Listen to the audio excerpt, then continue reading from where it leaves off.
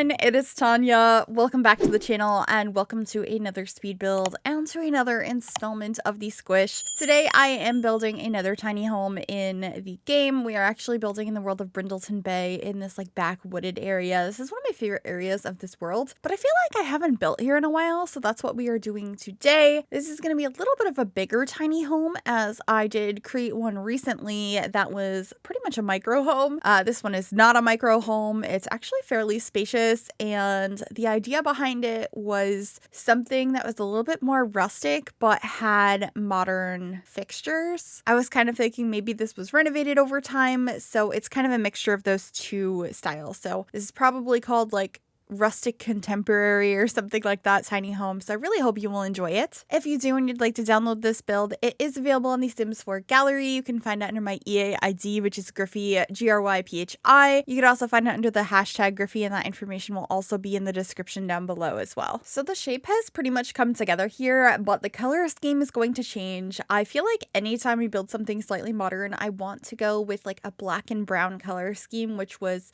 obviously what I'm trying here at first, but I decided I actually wanted it to be a little bit lighter in color scheme. I still end up using a lot of browns, but more of a soft brown and a lot of white in this build, and I was actually really pleased with that.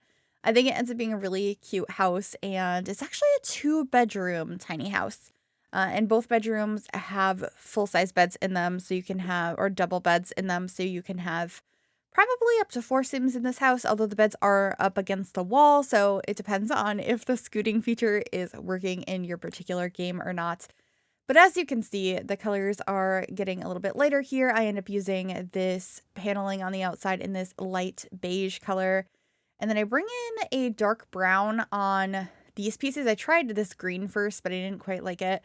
I like the neutral of the brown a lot better, and then I'm just changing some of the other swatches and figuring out the windows and trying really hard to make this front door work. This is not the one I end up using in the end, but I do really like it, so maybe sometime soon I will do a build using that door, especially because I feel like it would work nicely for some more autumnal builds, which I'm hoping to do later this month and next month as we enter into the season of fall. And speaking of which, we need to talk about the roadmap that just came out today for The Sims. If you don't know what I'm talking about, I'm going to link it down below, but The Sims posted a roadmap of what to expect as far as releases go for the next couple of months. We usually get one of these every quarter to have an idea of what to expect, mostly for paid releases, but also for updates. And they posted one on Twitter today that showed us quite a few things, which first is 2 new kits coming on September 19th. One is a storybook nursery kit, and the other one's an artist studio kit, which I'm very excited about both of those. And then also a Life and Death expansion pack coming on Halloween, with the trailer dropping on October 3rd. They gave us so much information in this roadmap, like the actual days of trailers and when things are coming out and what they're called. We don't usually get that much information, but I'm actually really excited. The only thing I'm a little bit disappointed by is the fact that both of the kits come out while I am in San Diego for TwitchCon. So I'm not really sure how that's going to work out content-wise, because I normally do create a like overview of every single item in the kits like the day they come out. So I'm not sure how that's going to work. They might be late. Maybe I'm going to be recording them in my hotel room. I'm not really positive on that, but both of the kits sound like they are so up my alley, and I cannot wait to check them out and play with them. So I guess we'll just have to see, but I think the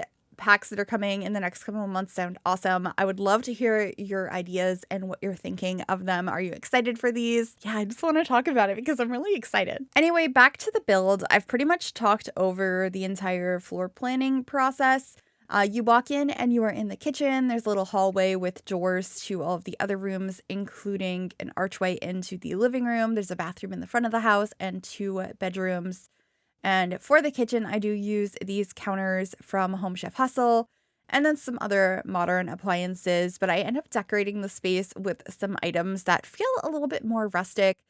We have all sorts of like little planters in here. I have some baskets on the walls, and I had a lot of fun mixing the styles in this home and making it feel really cozy.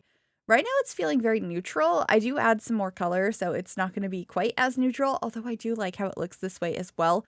I just feel like I'm in a more colorful mood lately. The last couple of builds I feel like I've been working on have been very colorful, especially the CMYK apartment I recently posted. So I've just been feeling more color in my builds, so that'll probably continue over the next few. And yeah, we're just decorating this little shelf I put up above the stove, getting our cutting boards that I put in pretty much every build, although I think I moved them to the other side of the stove just to have a little bit more going on over there because I needed to keep that counter clear so your Sims could actually prep food there, but that is a good reason to put the cutting boards because they are wall decorations so they don't block anything. And then I'm just adding some flowers by the sink, and I also end up changing the flooring in here. I tried a few different things, and I ended up going with this one, which I think is from Horse Ranch, and it's just such a beautiful, soft brown color, and definitely brings in that rustic vibe I wanted to go for. And then I'm trying to figure out what table and chairs to put over here. I ended up using chairs from, I believe these ones are from Cats and Dogs, and I think I'm going to change the table as well. Yeah, to this one from the Snowy Escape pack, and then I'm just adding a plant up there. I brought in this vertical paneling in this green swatch, which I thought was so fun. And then I added a bunch of clutter up on top of the fridge. I actually really liked the placement of the fridge over here because it's kind of strange how it's not connected to anything else, but I've also seen this a lot in real life. It's pretty realistic. I just don't do it in game very often, but it was the best way to lay out the space and have it look nice. So that's what I ended up doing. And then this is going to be the living room, which I am not working on yet, but I wanted to figure out the couch. We're going to work on the bathroom first. I brought in the same backsplash or tile in here that I have in the kitchen, and then I am just trying to figure out what decorations to have in here. So the sink, the toilet, and the shower are all more modern, but I have a little bit of an older style mirror that has like chipped away paint in that green swatch. I think it is so pretty, and I brought in that green paneling in here again. And then I just got a couple of these bathrobes as well as a little mat outside of the shower and some shampoos and stuff hanging up in there. I think for a tiny house, it ended up being a pretty decent sized bathroom. That's pretty much the standard size bathroom I put in any size house. So the fact that I was able to fit that in here, I thought was really nice. And then we are finally working on the living room. I knew I wanted to put these baskets up above the couch. This is an item from the Laundry Day stuff pack, and I just think it is so pretty. And I was also really excited to use this rug. I quite often use this rug, but in like the black and white swatch of it. I don't know the last time I used the brown swatch, but I thought it was so pretty and cozy. And then most of the items in here are a little bit more traditional or older in style, especially the couch, but I brought in some more modern coffee tables. I also used some cabinets over here to create a TV stand, and we have the frame TV, and then I'm just decorating under it. I think that mixture of styles like this is so fun. I do this in a lot of my builds where I don't pick one particular style. I think it's more realistic and more lived in and custom and unique looking when you don't just stick to one style. You kind of play around and use a bunch of things. It just feels more custom, more curated. I'm not really sure the word I'm looking for here, but I really like to do it. So under the TV here, I did add a record player, some storage, a book, a lamp, some more books, and then I also added a place to hang up some portraits on the wall as well. And then the hallway is really simple. I just added a couple of rugs and temperature controls and fire alarm. And then these are going to be the 2 bedrooms. They are the same size, but they're laid out slightly differently and have different beds. In this one in the back, I really embraced the blue in this room. I thought it was so pretty, bringing in the blue vertical paneling. I loved this bedside table from Horse Ranch, which is just perfect. It has that same tone of wood on the top and then the blue that I was trying to use throughout the rest of the space. And then I paired it with this really modern hanging pendant from Lovestruck, a modern bed and curtains, but a more traditional painting and flower arrangement, and just really combining those items. I thought this room ended up being so incredibly cozy. I'm just adding some more decor to the bedside table. So I have this vase here, which I'm going to change the swatch of to add a little bit more color into the room and figure out what rug I want to put in here. I did end up using this one from the Werewolves game pack. It's one of my favorite ones in the game. It has so many nice swatches, so I end up using it in a lot of my builds. In here, I'm pretty sure I ended up with a dark blue and red one. Yeah. And then this wardrobe is from Horse Ranch. I also got a mirror hanging up here and a really pretty plant from Lovestruck. And then I'm just going to add some more decor on this wall here, as it was feeling a little bit blank. So I got a couple of these paintings from City Living, and then we're moving on to our second bedroom. I can't remember. Do I keep this bed from Snowy Escape? I think I do. And I ended up using this really pretty rug from the Laundry Day stuff pack, and this room ends up being a lot more neutral than the other room. The other room's very blue.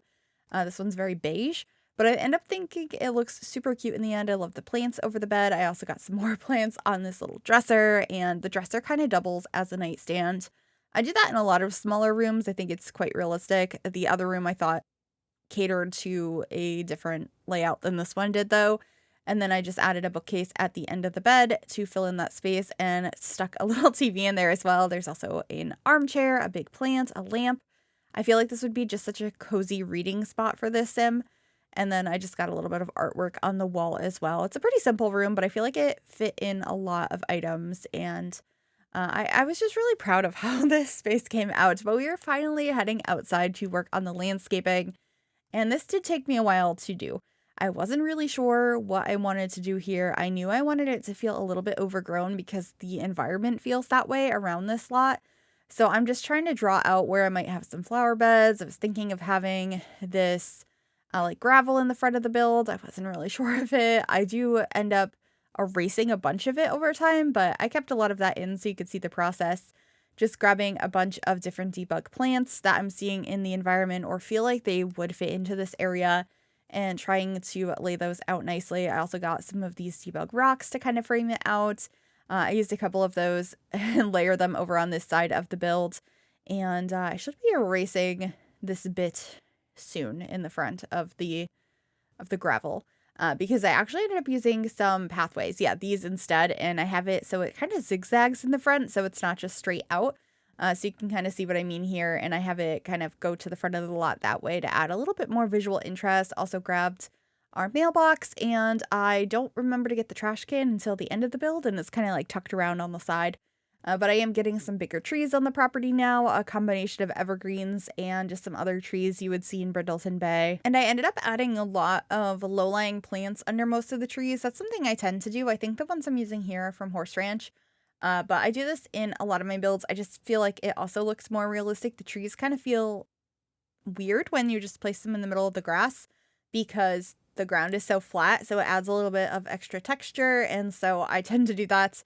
And then I also decided I wanted to have a rug and just like a hangout spot on the front porch. The exterior of the build feels pretty modern, so I thought it would be nice to have a little rocking chair out here for your Sims to enjoy. And I also ended up putting a teapot on here as well. I love the green swatch of this rocking chair. I don't think I've ever used that before, but I thought it was really pretty. And there is that teapot I had mentioned.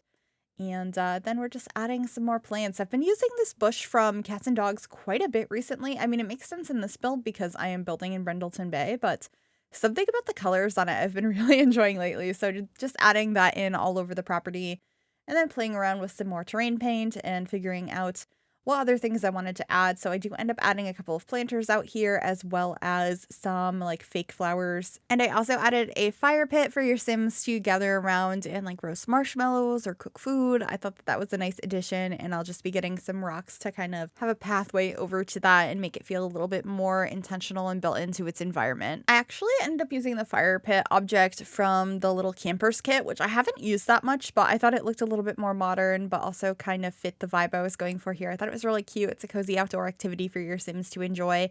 And here's that pathway I had mentioned. And of course, just adding some more greenery around the space and playing around with the terrain paint and trying to make everything look complete.